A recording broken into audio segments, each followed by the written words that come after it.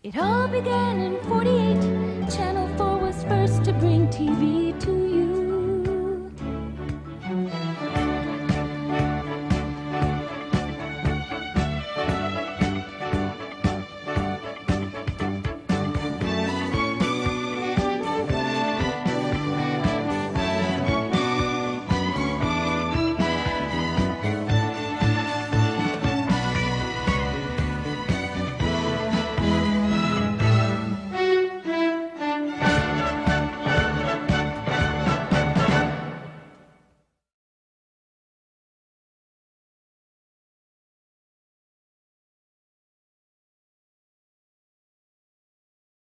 Could speeders in Massachusetts be costing us federal money? Details at 11.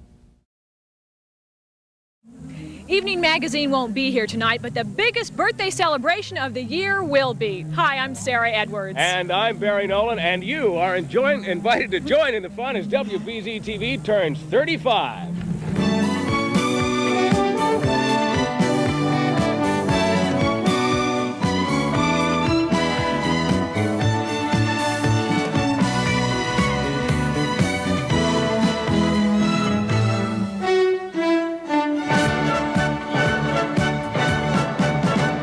WBZ-TV, 35 years, we're for today, is brought to you by Digital Equipment Corporation, computers for professionals from professionals, and by Amtrak. All aboard, America, all aboard Amtrak.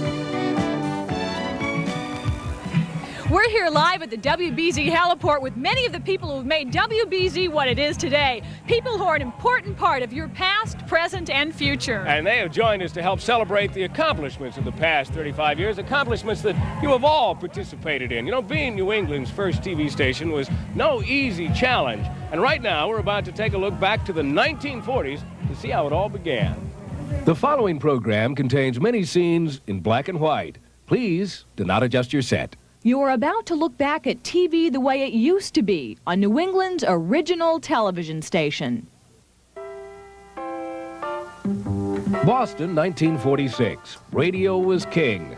Television, well, that was something we'd heard of, but few of us had seen. Even in this age of miracles, it seemed pretty far away, but it was a lot closer than we thought. Over at WBZ Radio, they were making plans for a new broadcast center on Soldiers Field Road. Something new was in the air in New England. They already had television down in New York. They'd proved it worked way before the war. Now they were working on getting it up to us.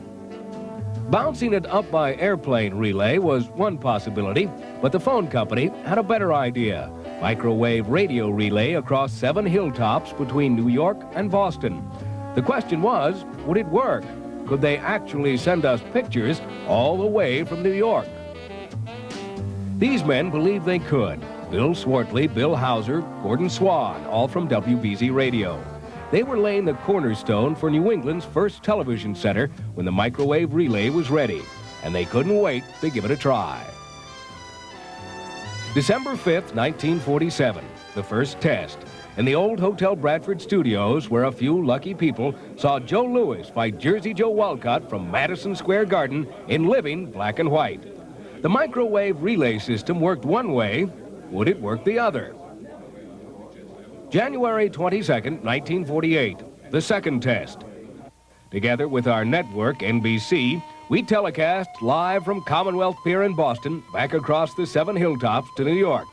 New York saw the Fish Pier in action, though it was hard to distinguish the real snow falling on the pier from the snow on the airwaves. The microwave relay system worked both ways, and suddenly, a lot of people began to see the possibilities. Bill Swartley, WBZ-TV's first general manager, remembers. We wanted to be the first in New England. We had made a commitment to ourselves we were going to be, and we wanted to see it through. And you say, well, what would hold you up? Well, if you've ever tried to build a house, was it completed on time? Plans to be on the air with regularly scheduled broadcast by March were thwarted by the worst winter in years. You couldn't build a 650-foot tower in snow and high winds, but then you couldn't wait too long if you wanted to be first. And being first was a BZ tradition. New England's first radio station was determined to be first in TV. It seemed to take forever to get that tower up.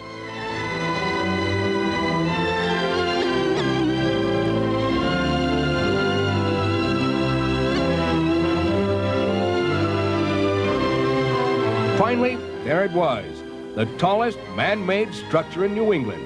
The dream was about to come true. WBZ-TV was going to be first.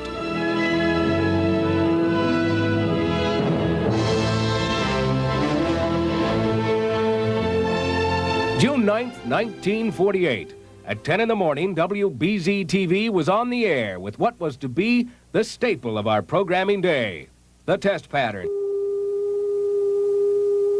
At 1 o'clock, more test pattern. At 4 o'clock, still more test pattern. At 6:30, the moment we'd been waiting for. WBZ-TV went on the air with New England's first regularly scheduled programming, a film of prominent New Englanders wishing us well. Arch McDonald, who did the news that first night, remembers. While we were preparing for the news, these saws were going and the hammers were pounding. And all of a sudden, we realized it was time for news. So I screamed and hollered for quiet on the set, real big stuff. And so everybody stopped hammering, everybody stopped sawing. And we didn't have any furniture. There wasn't any furniture in the building because they were still constructing the place. So we had a piece of plywood, and I sat on a keg of nails, and that's how the station got on the air. McDonald sitting on a keg of nails, a little uncomfortable, but we made it. It wasn't until several weeks later that WBZ Radio and TV moved out of the Hotel Bradford and into the new broadcast center. It was the finest facility of its kind just about anywhere. Ultra-modern was the word for the 7 spacious studios. There were 4 cameras, a special projector for broadcasting films, the latest equipment for the finest quality pictures. And then there was our sleek mobile van, completely fitted out for remote telecast by microwave. And if you couldn't get out to the baseball game, well, just imagine, right in your own living room, the splendid Splinter himself. Kurt Gowdy came up from New York in '51 to become the voice of baseball in Boston. We had only 3 cameras to start with, one in back of home plate, one in back of first, one in back of third. 3 or 4 years later, they wanted to put the center field camera in. I remember Joe Cronin had a big argument. He thought that center field camera picture was too good, but the fans would stay home instead of coming to Fenway Park. You could see the catcher's signs. You could see everything from the center field camera. Finally, Joe relented, and they put the center field camera in, and we had 4 television cameras to do the Red Sox game. WBZ is still a big part of New England, and those were some wonderful memories. Right now, a man who was an important part of WBZ, the first general manager here, Bill Swartley. I know you have some wonderful memories, but what was the big challenge back then when the station first started? Oh, the greatest challenge was to make sure that we were the first station in New England, and we were.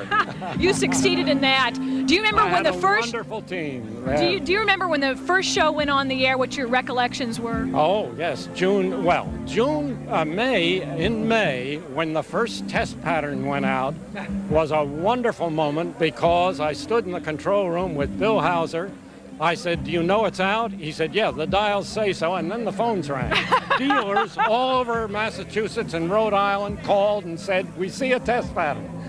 But June 9th was the first great program, and a wonderful program it was. Well, Barry has a distinguished visitor with us also, and I think you have a way to describe his voice. Oh, Arch McDonald, stentorian. Stentorian. Arch McDonald, news is such an important part of any local television station, and here's the man who did that first newscast on a keg of nails with a little plywood board in front of you. Changed a little since then, hadn't it? Well, they were building, yes, indeed, that has changed a great deal. Well, not just a little bit. But that first night over here, they were still pounding away with the nails, the hammers, saws, and so forth. I had to sit down somewhere. There was no place to sit. The keg of nails was near. Somebody rolled it over. They rolled out the barrel. I sat on it. We went on the air.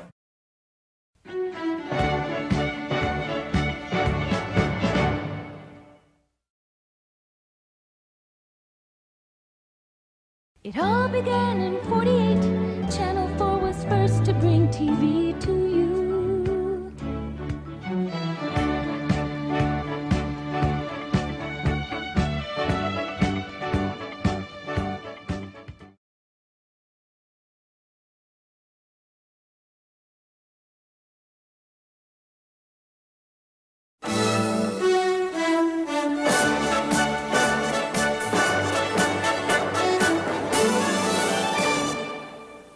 Welcome back to our WBZ 35th birthday bash. Now, the 1940s were the times for the technical triumphs, but the 1950s came and it was time to move on. It was a time to develop the television programming. Now, since there was no set way of doing things back then, it was also a time for great creativity on a network and a local level. Sit back and get ready to meet some old friends and relive some special moments. The faces we first saw on WBZ-TV may not have been familiar, but the voices were. We knew them from BZ Radio, Arch McDonald, Carl DeSuze, host of Carl's Surprise Package, New England's first live children's show. Lindy Miller, comedian, newsman, host of Lindy's Lounge and countless other early TV shows. Arthur Amadon, singer, newsman, moderator of New England's first panel show starring the editors, and later host of Boston Movie Time. TV was as new to them as it was to us, as Arthur Amadon and Lindy Miller remember. Live, on camera was scary, that's what it was. Well, not only that, but I remember I used to get butterflies in my stomach every time I'd hear that theme song, whether it was on the particular program. I mean, you know, then you'd start to clear your throat, and I mean, quietly. And the minute those lights would come on, that was it. Being live just drew out the best in the talent. It had to be good, and it just had to be good the first time.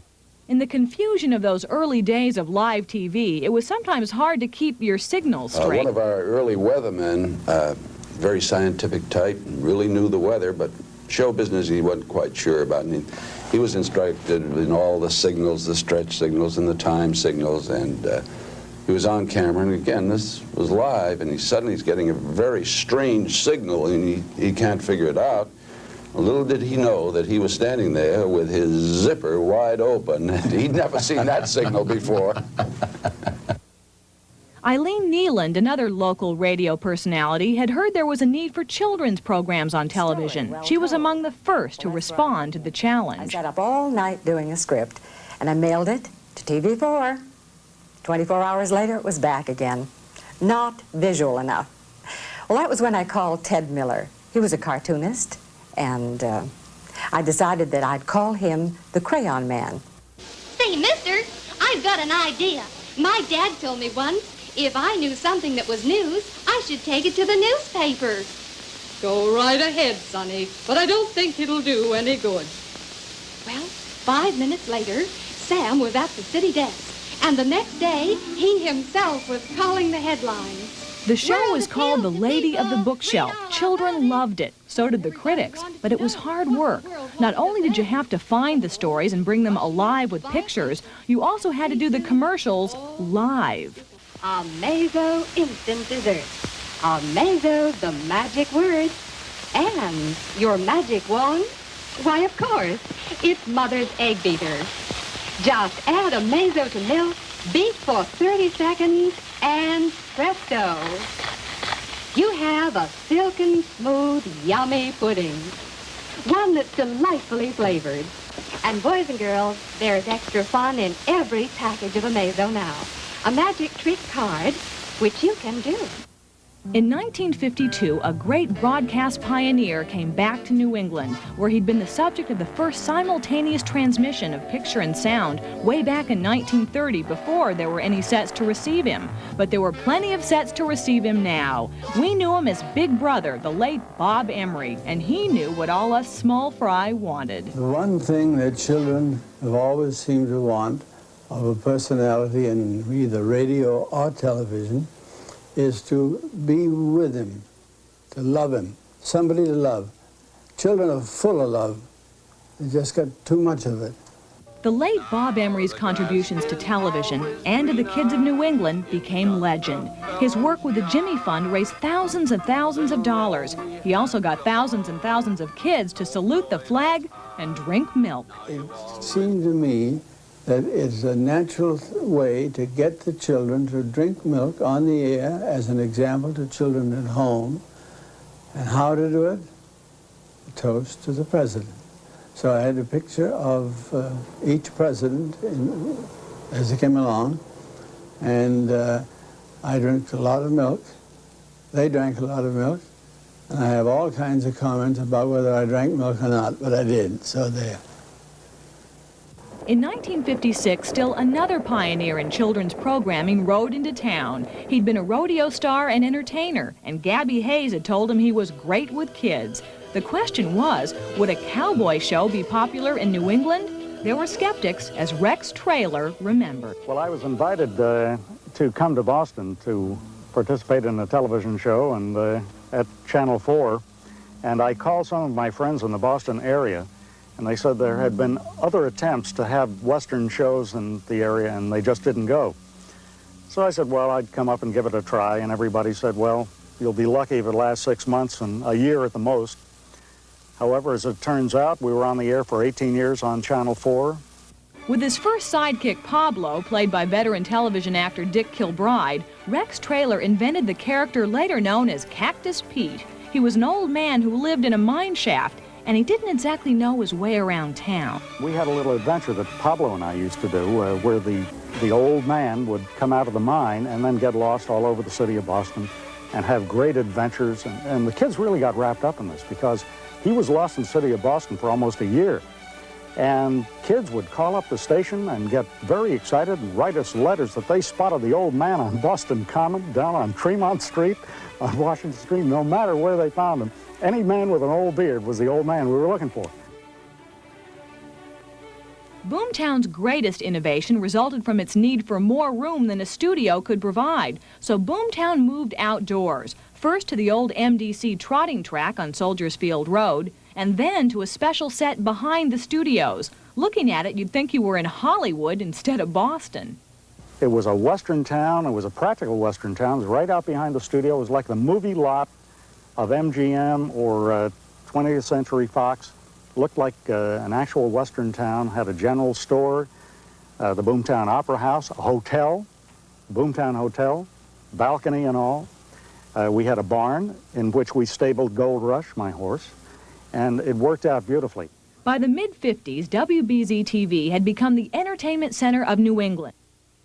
The showpiece was Swan Boat, New England's first hour-long live morning variety program. Swan Boat had something for everyone. The captain was host Nelson Bragg. The crew featured singers Lindy Doherty and Cindy Lord, home economist Polly Hughes, Dick Kilbride, and Miss Nancy, a baby girl who wasn't expected to do much except grow older, and Mike DiNapoli and his band. Just about every star who visited Boston visited Swan Boat.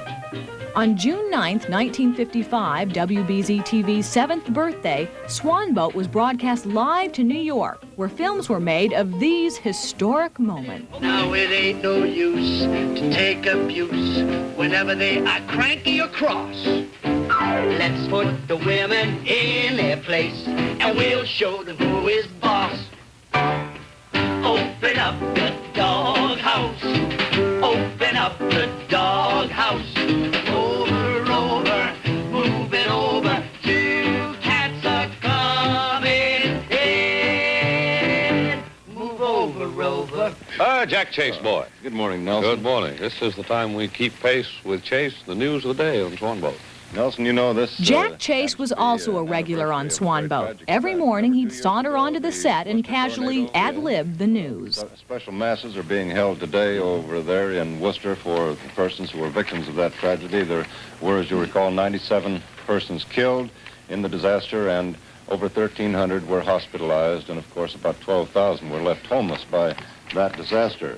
New England had already begun to count on WBZ-TV for innovations in news. There were many more to come.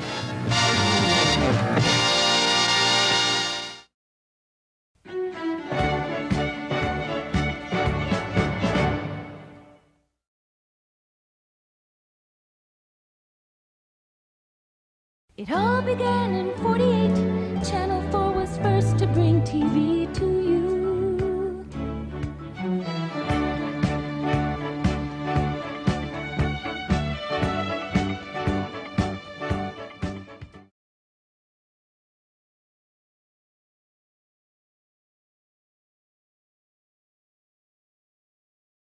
You know, it was the weather that made the 1950s just impossible to forget.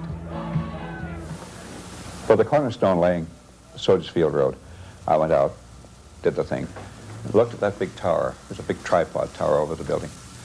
Went home that night and I said to my wife, boy, I hope I'm never in this building in a high wind. It started out as just another rainy day in the summer of '54. But the man who pioneered professional weather broadcasting in New England knew what was coming. That morning I said very, very definitely that this storm center looked to me like it was coming closer in over land than the government forecast indicated. The government forecast that morning, incidentally, was northeast gales along the New England coast. And a northeast gale doesn't bother us a bit, maybe a rough sea, and that's all. To me, it looked like the storm, based on late reports I had got, indicated the storm center was going to come up over Providence and move to the west of Boston. And when a hurricane moves west of you, you get the danger sector, and that's where the damage. So I remember clearly that morning saying that by noon today, we're going to have hurricane conditions on a line east over and east of a line from Providence to Boston, meaning southeastern New England would have lots of destruction.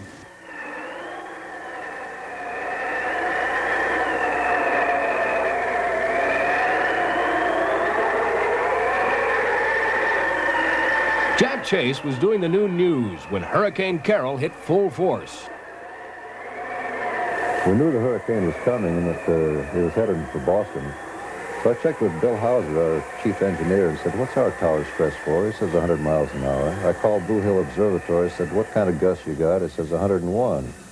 So I went to Wendy Davis, our producer. I said, you know, this is a risky situation. I said, can we stick a camera out the back door and just have it on the tower? Because it was swaying. This giant steel mass was just swaying 12, 15 feet either way. He thought it was a good idea, and I had some film footage of flood situations. I said, anytime the tower sways, just go to that live, and I'll see it on the monitor, and I'll just describe what happened. That was the last anybody saw of our tower, because I finished the newscast, which was 10 minutes long, went out to the hall to get a drink of water before filing my news, and the tower crashed in on the top of the building. Water came cascading down the stairways. The WBZ tower was in ruins, like much of the rest of New England.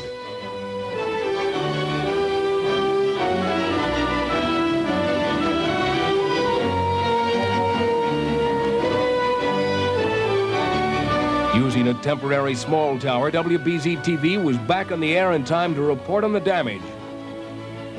We had to be. People were counting on us. They knew that they could depend on a guy like Kent. They could depend on people like Chase and depend on other newsmen that were in there. Somehow, those people continued to work.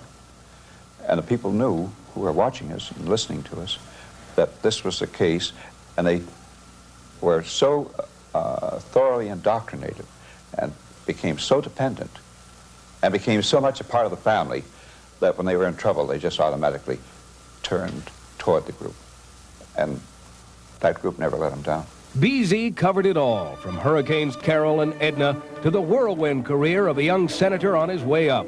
Under the guidance of Pioneer News Director Denny Whitmarsh, cameramen in 5 states, or stringers as they were called, risked life and limb to bring the story in first. BZ had a tremendous audience and still does, because they had stringers, so-called, all over New England. They had cameraman, reporter in Vermont, Maine, up in the western part of the state, in Worcester, in Rhode Island, in New Hampshire. Denny Whitmarsh, God bless him, developed probably the most effective stringer system in the history of television, I would say. January 1955, another first for WBZ-TV News. Inmates at Charlestown Prison try to escape, then hold their guards hostage for 84 hours. WBZ-TV covers it all live as New England and the nation watch and wait. And the only reporter to get the inside story is WBZ-TV's Jack Chase. Wanting to get better coverage of the Cherry Hill incident, I borrowed a fireman's uniform, hat and coat. I didn't bother with the pants because I didn't have time. And I did bluff my way past a couple of guards who were armed with submachine guns, but I carried it a little bit too far, apparently, because at the third guardhouse, I was challenged by a guard who put a gun in my stomach and says, "March, the warden wants to talk to you." So I went down and picked up the phone, and I figured the best defense in my case is a good offense. So I said, "Warden, unless you get these people off my back, I'm going to pull a plug on these lights up here." He said, "Oh, wait a minute." He said, "Well, I have to admit I'm a little suspicious because they tell me you got gray flannel pants." I said, "Well, they called me out of bed." I said, "This is an emergency detail." I said, "What are you going to do about it?" He said, "Oh, hold your horses." He said, he spoke to the guard and called him off. 10 minutes later, I'd gone back through the guards, and I was on the network giving what I called the bird's eye view of Cherry Hill, and I was the only reporter during the whole insurrection that actually got on the wall overlooking Cherry Hill. Back in the 1950s, the hot topic in newsrooms and in classrooms all over America was science. And here at WBZ, we were looking ahead to the year 2000. 1957, WBZ-TV was approaching its 10th birthday. It seemed the right time to leave something to posterity, a time capsule designed to be opened in 2000 AD. The man behind the capsule was Dr. Jonathan Karras. Well, we sort of got together a group of things which we thought represented, this, remember, is June 23rd, 1957, almost 20 years ago, that represents sort of the humanity at the time. And there are safety pins in there and some aspirin tablets, a man's nylon stocking, potato peeler, plastic measuring cup, can opener, and a mouse trap, and the Holy Bible, and a whole bunch of letters from people like the president of General Motors and auspicious politicians, etc. And the somewhat marvelous thing is I put a letter in myself trying to predict what would happen when they opened this capsule and what life would be like. So we loaded up the capsule in the studio, went outside to the front, and the reason for the ropes that you see is because there's a radioactive marker in it, because if in the intervening years the parking lot gets dug up or WBZ disappears in some kind of Holocaust or something, you could, by means of some kind of a nuclear detector, find this capsule. And there's a radioactive marker there, which is why it's labeled. It's in this little cement vault with a little glass over it. And if you go to BZ right now and you look out front, there's a marker and it says to be opened in the year 2000. So it's still there. I mean, I saw it just last week.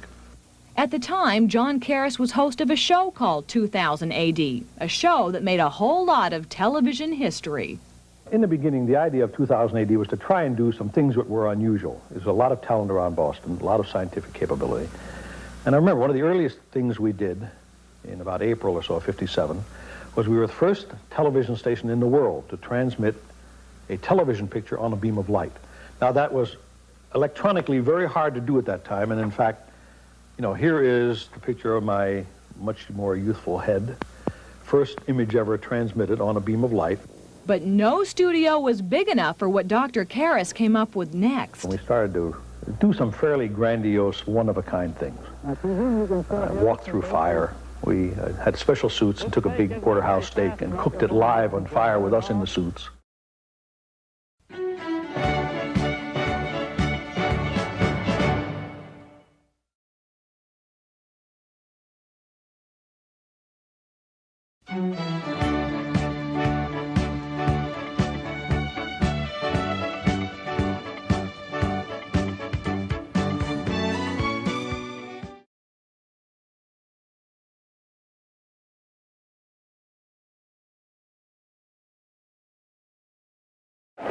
Then an event occurred that rocked the scientific world. Sputnik went up, and everyone's sort of running around trying to get a picture of whatever this thing is, up in the air somewhere. No known ways to do that, and I got a call.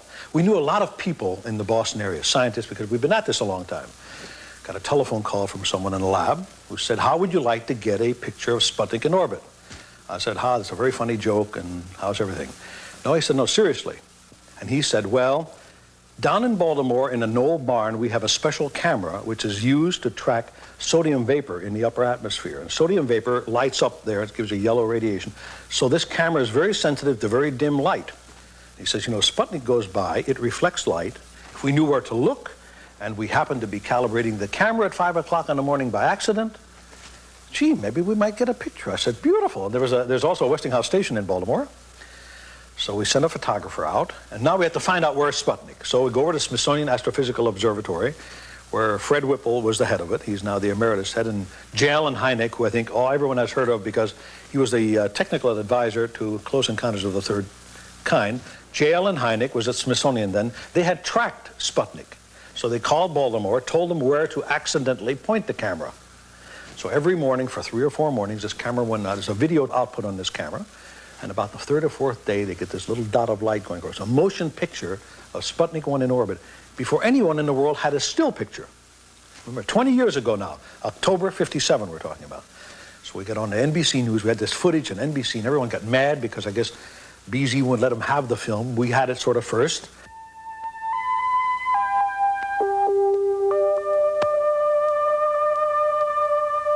The Russians weren't the only ones to make great scientific achievements in 1957. That was the year that WBZ-TV ushered in a new era in television reception. This masterpiece of modern engineering out in Needham stood 1,349 feet, the tallest structure in New England. Technology and television moved into the modern era. Some of the great leaders of the time came to visit us. On Election Eve 1952, Ike had just finished broadcasting from the BZ studios when a clock fell on his head. A slight wound, but a great embarrassment to all concerned. In '59, we got a look at another leader as WBZ-TV camera crews joined forces with NBC for a special broadcast from Soldiers Field Stadium. It was the first time that most of us had seen the guest of honor.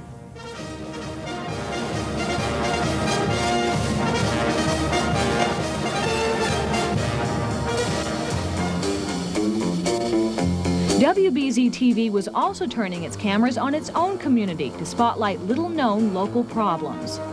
Innovative techniques were developed to dramatize these problems. Reporter Jim Jensen took Assignment Prison, a program aimed at the rising crime rate, as an opportunity to show us firsthand just what it was like to be arrested and imprisoned in the State Correctional Institution at Walpole. This was an era of powerful, dramatic documentaries. City in a Shadow dramatized the problem of urban decay so effectively that it won the coveted Sigma Delta Chi Award. This and other documentaries made WBZ-TV one of the most award-winning stations in the country, but that wasn't the point. The point was that WBZ-TV cared about the community, cared a great deal about the present and the future of New England. Joyce Bilhawick, our entertainment reporter. When you think about the 60s, what do you think about? I have to say, honestly, that I probably think about the music first. And the reason that I think of the music first is, well, in the 60s, I was going to high school, and I went to a private school where I wore... Yes, where I wore saddle shoes and a uniform, and I studied Latin, but I'd go home every day, kick off my saddle shoes, close my door, and put on Jimi Hendrix, Are You Experienced? So I think about the music. You know, there were some happy times, and there were some sad times in the 1960s. Right now, let's take a look at a decade I know we'll never forget. The 60s. That young senator from Brookline, who we had watched for so long, became president. It is a great pleasure to come back to a city where my accent is considered normal.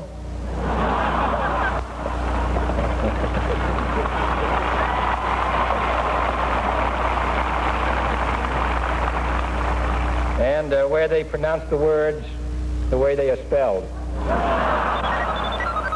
Videotape was in general use. Communication satellites made it possible to telecast worldwide, and color was just around the corner. Suddenly, the news turned bad, very bad. We had grown up with him. We banded together as a family to share our grief.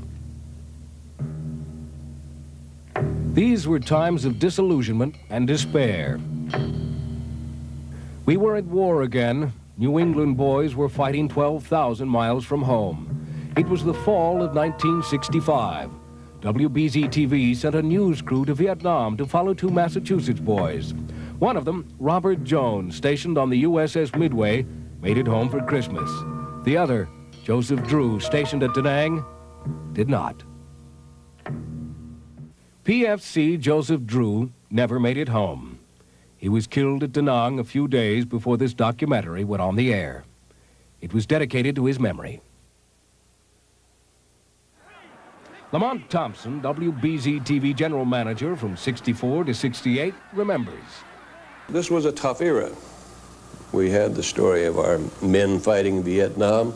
We had the story of our young people here in Boston fighting to get us out of the war. We were having student riots at Harvard, right next door over in Soldiers Field. We used to have massive peace demonstrations. We, as a matter of fact, were invaded here in our station by a group of peace protesters. The black community was marching to break out of the ghetto. Lamont Thompson and other media leaders met again and again with black leaders and came away convinced that minority issues could be most effectively covered by minority reporters. Well-known black newsman Terry Carter joined the staff. It was a beginning. Sarah Ann Shaw, Walt Sanders came in the late 1960s. As we launched into the 70s, television took a few great leaps of its own. Satellites were bringing us a whole new world of international events. Small portable video cameras, WBZ-TV's Instant Eye, revolutionized news gathering. It was the live remote broadcast rediscovered. The same microwave system used way back in 1948 brought us some of the biggest stories of the 70s. Jack Williams joined the Eyewitness News team in 1975. Before this explosion of the video technology, anchors were limited what you could do between shows, simply because of time constraints. It took too long to get to the area, film it, to come back, wait for the film to be processed, and then hand splice that entire story. Now things have been expedited. We can move out very quickly. We can get to the story via Sky I-4. We can shoot. They can videotape the entire story. We can edit instantly and put it on the air, which has really freed us to go much greater distances, to become involved with much more technical stories than we could before. In the spring of 1977, WBZ-TV introduced a totally new kind of program that rocked the television industry. Cy Yanoff, WBZ-TV general manager at the time, remembers. Well, Evening Magazine went on the air in 1977. The interesting part about it at that time was that really no one knew what a magazine show was. Someone said they were attempting to do something new, innovative, creative, local, and I knew it was going to be very, very difficult to do. But what it did do is give us exactly what we wanted, a local program that we could be very, very proud of, that we could, in fact, show the New England community that we were going to go places that and tell stories that had never been told before to the people in New England. I'd say within 6 months, I believe the show was #1. It's still the #1 show in the market. And I think from then, the name magazine and television has really grown. Everybody now is doing a magazine. Magazine is where it's at right at this moment. So Evening was the first real show to at least give someone an opportunity to now know what a magazine actually was all about.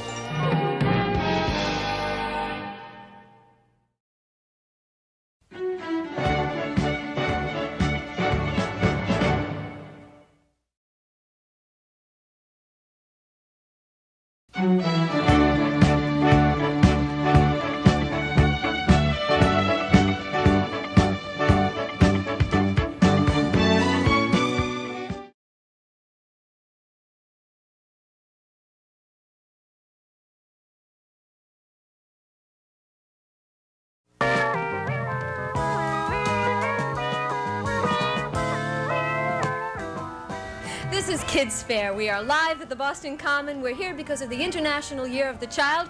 In 1979, we started a tradition of our own, Kids Fair, an annual free celebration on Boston Common for thousands of kids of all ages. Last year, over 250,000 of our favorite people attended the festivities, and we expect even more for this year's Kids Fair on September 4th.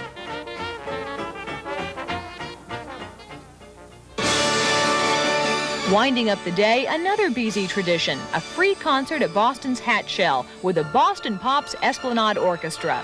It's our special gift to the community we're so proud to serve.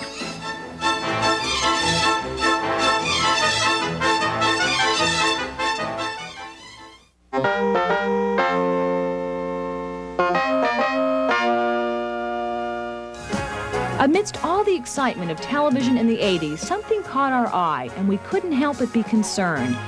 Funding for the arts had been drastically reduced, so WBZ-TV made a major commitment to do something about it. So we got together an advisory board and launched the Fund for the Arts to raise money to fill the funding gap. We also created a slogan called "You Gotta Have Arts," and the money began to come in. So far, we've raised over $300,000. And today, on our birthday, we're pleased to present a total of $60,000 in grants to 16 very deserving artists. We've also helped to sponsor major artistic events. And we've made use of our own airtime to bring the arts home to your living room.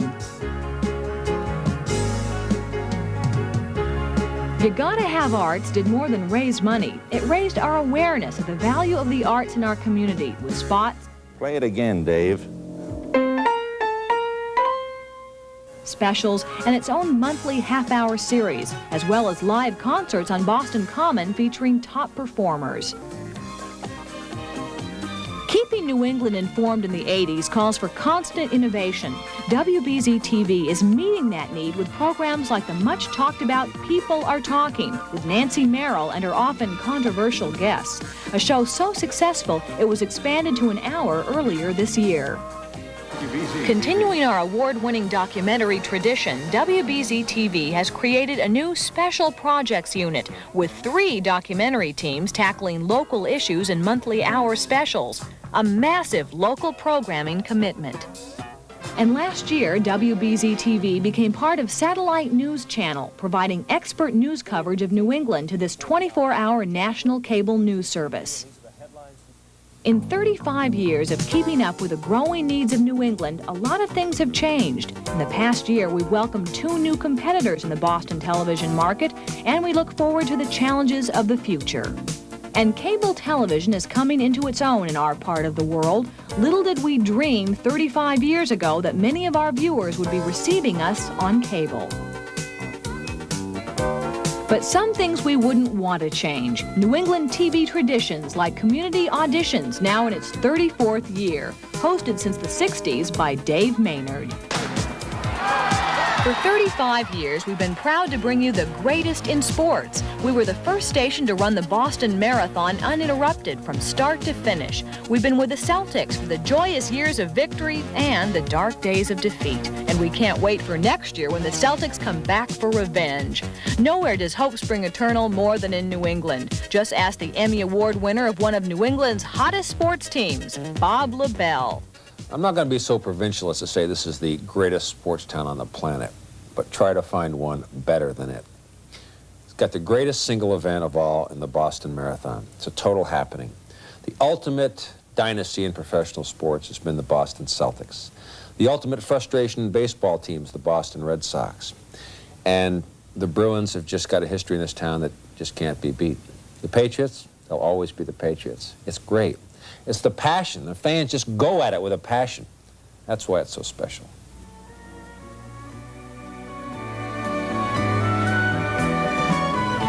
From sports to specials, from news to arts, people have looked to WBZ-TV first ever since 1948. For 35 years, New England has turned to us to share and to care, to help in times of need, to entertain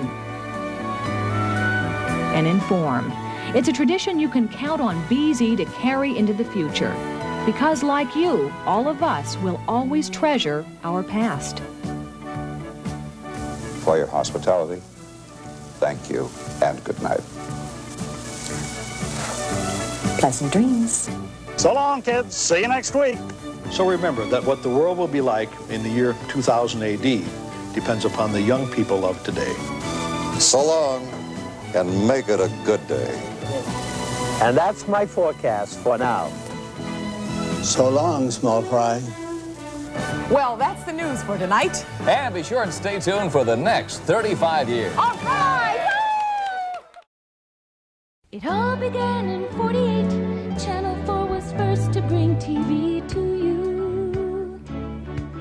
You watched for stars and R's. You watched for tears and cheers for 35 years. We kept